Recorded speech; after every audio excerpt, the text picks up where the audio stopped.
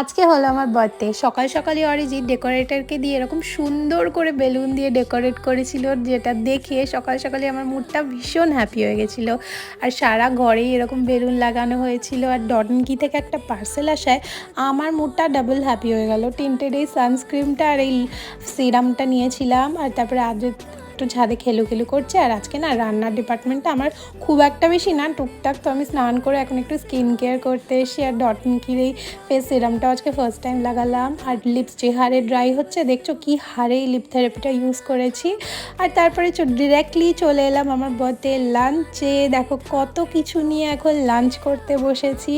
তারপরে নাইকা থেকে একটা পার্সেলও এসেছিলো আজকে বার্থডে বলে, যেন বেশি করে পার্সেল আসছে। সন্ধে হতে না হতেই এখন যাচ্ছি কেক কিনতে। আমি তো মাইন্ডসেট করেই নিয়েছিলাম একটা চকলেট কেকই নেব। চকলেট কেক নিলাম সবার জন্য, নলেন গুড়ের রসগোল্লা নিলাম। এখন সব কিছু নিয়ে যাচ্ছি বাড়ির দিকে। তোমাদের সাথে দেখা হচ্ছে নেক্সট পার্টে।